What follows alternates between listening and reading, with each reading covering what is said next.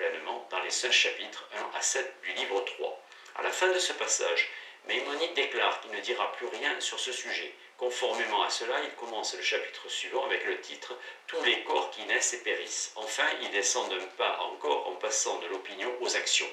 La même manière prophétique consistant en élévation suivie de descente est manifestement utilisée comme modèle dans l'ordre qu'il recommande pour les études des hommes qui ne sont pas prophètes, et auquel fait référence le 9e argument, à savoir 1. La connaissance de la vérité fondée sur la seule tradition, 2. La même connaissance fondée sur la démonstration, 3. Le fiqh. Car la connaissance démonstrative de la vérité est le plus haut degré de connaissance que puissent atteindre des hommes qui ne sont pas prophètes. Pour résumer, selon Maïmonide, le Mishneh Torah est consacré au fiqh dont l'essence est de traiter des actions, alors que le guide traite des secrets de la Torah, c'est-à-dire principalement des opinions et des croyances dont il traite de façon démonstrative, ou du moins de façon aussi démonstrative que possible. Les opinions ou les croyances démontrées sont, selon Maïmonide, de dignité absolument supérieure aux bonnes actions ou à leur détermination exacte. En d'autres termes, le sujet principal du guide est le Maaseh Merkaba, qui est une grande chose, alors que le sujet principal du Mishneh Torah, ce sont les préceptes qui sont une petite chose. En conséquence, le sujet du guide est, selon Maïmonide, de dignité absolument supérieure au sujet du Mishneh Torah, dans la mesure où la dignité d'un livre, Caeteris Paribus, correspond à la dignité de son sujet, et dans la mesure où, comme le montre une comparaison des propres remarques introductives de Maïmonide pour les deux livres, il écrivit le guide avec non moins d'habileté et de soin que son code. Nous devons conclure qu'il tenait le guide pour absolument supérieur en dignité. Cette conclusion, fondée sur le principe général qui sous-tend l'ensemble de son œuvre et qui n'est nulle part contredit par lui, selon lequel la connaissance de la vérité est de dignité absolument supérieure à n'importe quelle action, se trouve renforcée par certaines propositions ou allusions ultérieures. Nous sommes partis de la distinction qu'il effectue au tout début du guide entre la vraie science de la loi et le fiqh. La première traite principalement des secrets de la Bible, ou plus généralement des opinions et des croyances aussi bien secrètes que publiques. En d'autres termes, elle démontre les croyances que la loi enseigne. Maïmonide répète cette distinction dans le dernier chapitre d'une manière un peu différente. À cet endroit, il distingue trois sciences, la science de la Torah, la sagesse et le fiqh.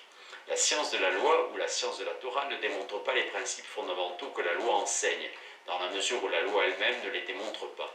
Le fiqh, qui avait été identifié au début du guide à la science de la loi, est maintenu clairement distingué de la science de la loi ou de la science de la Torah, ainsi que de la sagesse. La sagesse est la démonstration des opinions enseignées par la loi. Or, le guide est consacré à une telle démonstration.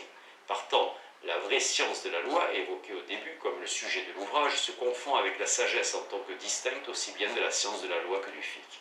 Maïmonide répète donc la distinction entre la vraie science de la loi et la science de la loi. Cependant, il n'appelle plus la première une science de la loi mais sagesse, et il n'identifie plus la science ordinaire de la loi ou de la Torah avec le fiqh. Une image explicite la relation de la sagesse et du fiqh. Les docteurs du fiqh, parvenus au palais divin, se contentent de tourner autour, tandis que seule la spéculation sur les racines, autrement dit la démonstration des vérités fondamentales enseignées par la loi, permet d'entrer en présence de Dieu. Dans son commentaire sur ce chapitre, Shem Tov raconte que de nombreux talmudistes ont affirmé que Maïmonide n'avait pas écrit ce chapitre, et que s'il l'avait écrit, il fallait le supprimer, ou plutôt ce chapitre méritait d'être brûlé. Bien que Maïmonide ne dévoile ses opinions qu'à la fin de son ouvrage, il ne manque pas d'en donner des indications allusives dans des occasions antérieures convenables. Lorsqu'il raconte l'histoire de son projet abandonné d'écrire 2 livres sur les paraboles des prophètes et les Midrashim, il dit qu'il avait envisagé d'écrire ces livres pour le vulgaire, mais qu'il s'était rendu compte plus tard qu'une telle explication ne serait pas convenable pour le vulgaire et qu'elle ne correspondrait pas à un besoin du vulgaire. C'est la raison pour laquelle il s'est limité à un examen bref et allusif des vérités fondamentales de la loi que l'on trouve dans son code. Dans le guide, cependant, poursuit-il, il s'adresse à un homme qui a étudié la philosophie et qui, tout en croyant aux enseignements de la loi, est plein de troubles à leurs propos. Ces affirmations, aussi énigmatiques et évasives qu'elles soient, montrent clairement que le guide n'était pas adressé aux vulgaires, ni le Mishneh Torah à ceux qui sont troublés. Nous faut-il donc croire que ce dernier fut écrit par des hommes instruits en philosophie qui n'étaient pas troublés en ce qui concerne les enseignements de la loi? Difficile à dire. Dans la mesure où Maïmonide ne se lasse pas de répéter que le code est consacré au fiqh et qu'il est en conséquence adressé à ceux qui se penchent sur le fiqh, qui ne sont pas nécessairement familiers de la philosophie. Le fait qu'ils s'abstiennent de discuter des vérités fondamentales de la loi dans le Mishneh Torah, conformément à son intention première et principale, et seulement, pour ainsi dire, par incidence ou par hasard, le montre également. Manifestement, le Mishneh Torah fut également écrit pour des gens qui n'avaient pas du tout étudié la philosophie et qui par conséquent n'étaient pas troublés. En d'autres termes, il était adressé à tous les hommes. Telle est tout à fait clairement la signification de ce passage suivant du guide. J'ai déjà expliqué à tous les hommes les 4 différences par lesquelles la prophétie de notre maître, Moïse, se distingue de la prophétie des autres prophètes. Je l'ai prouvé et rendu manifeste dans le commentaire sur la Mishnah et dans le Mishneh Torah. La signification de tous les hommes, al-nas kafa, est expliquée incidemment à propos d'une phrase synonyme, gami al-nas, tous les hommes, c'est-à-dire le vulgaire. Cette allusion au caractère exotérique du code et du commentaire doit naturellement être prise en considération, non seulement dans l'interprétation de ces 2 ouvrages, mais également pour la compréhension adéquate de toutes les citations qui en sont faites dans le guide. Concluons, le Mishneh Torah est d'abord adressé au commun des hommes, alors que le guide est adressé au petit nombre de ceux qui sont capables de comprendre par eux-mêmes. Chapitre 4. La loi de la raison, dans le Kuzari. Okmat lesonu, kazaka tefa leteni, merive am. Mon art délicat du discours me préservera du concert des critiques. Alevi sur Baruch. Tout historien de la philosophie suppose tacitement ou expressément à tort ou à raison qu'il sait ce qu'est la philosophie et ce qu'est un philosophe.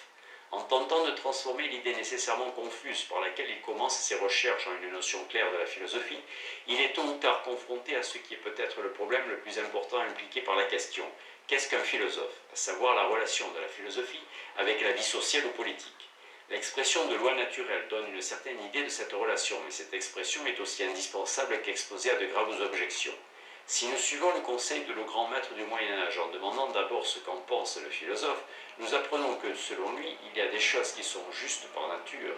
En se fondant sur Aristote, la question fondamentale porte par conséquent non pas sur l'existence d'un jus naturel, droit naturel, mais sur son mode d'existence. Est-il au sens où les nombres et les figures sont, ou est-il en un autre sens? Voir Thomas d'Aquin en commentaire sur l'éthique d'Aristote. Ce que les juristes appellent droit est la même chose ce qu'Aristote appelle juste. On peut pour commencer réduire la question à la forme plus courante que voici. Le jus natural est-il un commandement de la droite raison, un ensemble de règles essentiellement rationnelles? Marcille de Padoue a très clairement posé le problème. Pour lui, Aristote entend par un jus natural un ensemble de règles conventionnelles, mais de règles conventionnelles telles qu'elles sont reconnues par tous les pays, pour ainsi dire par tous les hommes. Dans la mesure où elles dépendent de l'institution humaine, ces règles ne peuvent que métaphoriquement être appelées iura naturalia. Cependant, il y a des gens, poursuit-il, qui appellent jus natural le commandement de la droite raison concernant les objets de l'action. À l'encontre de cette dernière affirmation, il fait remarquer que la rationalité même du jus natural, ainsi entendu, fait obstacle à son exception universelle ou générale et partant, ajouterons-nous, à son identification. Avec ce physikon dikaion, juste naturel, ou avec ce koinos logos, la loi commune, qu'Aristote avait à l'esprit. En rejetant au nom d'Aristote l'opinion selon laquelle le jus natural est un ensemble de règles essentiellement rationnelles, l'aristotélicien chrétien Marcille de Padoue s'oppose en particulier à l'aristotélicien chrétien Thomas d'Aquin, qui avait dit que selon Aristote, le justum natural, le juste par nature, est rationi inditum, indiqué par la raison, qui avait défini le lex naturalis, la loi naturelle, comme participatio legis aeternae in rationali creatur, la participation de la créature rationnelle à la loi éternelle.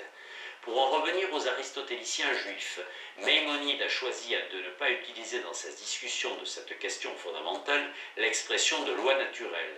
Quelle que soit sa raison, il a préféré examiner la question de la manière suivante: y a-t-il des lois rationnelles en contradiction avec les lois révélées?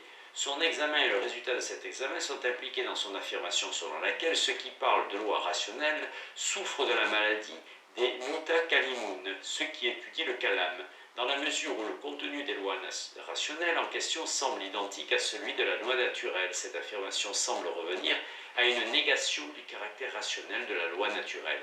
Cette affirmation implique par ailleurs que les lois dites rationnelles par les mutakalimun, les philosophes, les disciples d'Aristote, les appellent généralement acceptées en doxa.